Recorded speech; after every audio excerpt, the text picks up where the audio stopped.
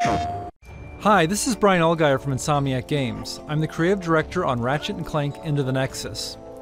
Into the Nexus is a return to the classic Ratchet & Clank style adventure and continues Ratchet's story arc from the Future series that included games like Tools of Destruction and A Crack in Time.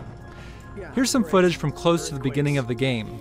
Ratchet and Clank have stowed away on an enemy ship and landed on planet Uruk, where they are in search of escaped convict Vendra Prague and her brother Neftin.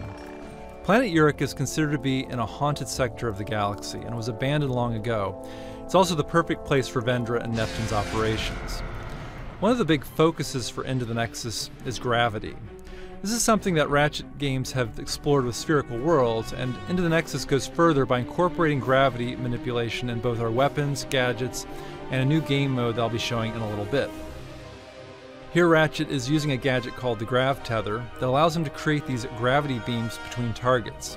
He can change their direction, create multiple beams, and use them to travel across bottomless chasms.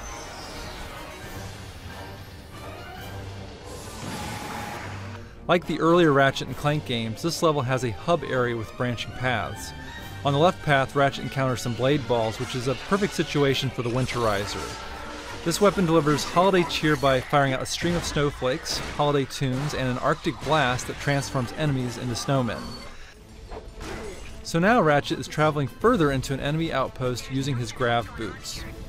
Some might recall this enemy faction called Thugs for Less that were featured in Going Commando, the second Ratchet and Clank game on the PS2. What do we get to kill some? Stay frosty, thugs. The enemy could be anywhere. Alright, so these guys are just asking for it. So you can see these enemies have turned into their own unique version of snowmen. You can try the Winterizer on different enemies and each time get a different result. The weapon upgrades and will later drop holiday presents that give out health and ammo.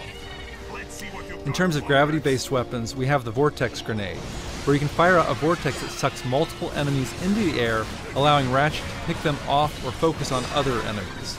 The Vortex Grenade is great for crowd control, and it upgrades to fire out multiple vortices. Into the Nexus has a spookier quality than past Ratchet games, and a weapon that shows off that quality is the Nightmare Box. Ratchet can toss this box out and it opens to unleash a hideous creature that scares enemies.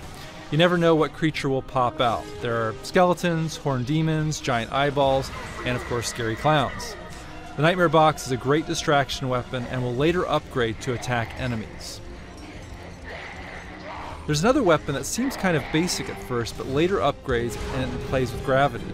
The Temporal Repulsor is a great shotgun type weapon that knocks enemies back, but when it upgrades, it knocks them up into the air, putting them in a temporary stasis mode, allowing Ratchet to shoot them again to deliver a 1-2 punch and take them out of the action.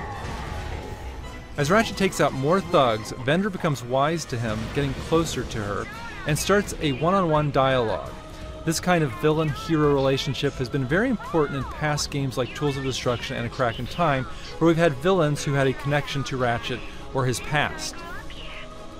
In Nexus, Vendra is searching for her own kind, and this of course is in line with what Ratchet has been pursuing in past games where he's been trying to find his race, the Lombaxes.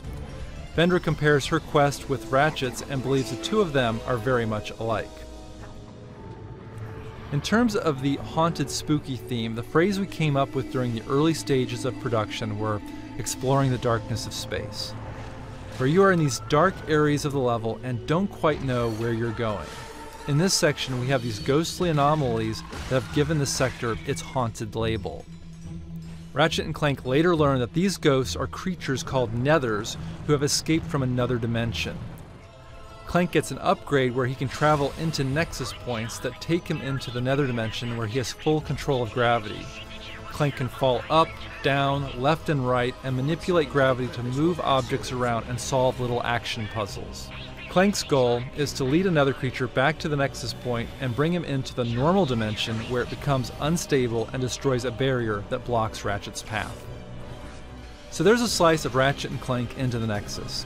We're very excited about creating this classic Ratchet and Clank story-driven adventure. It'll be available for disc and download this holiday season. PlayStation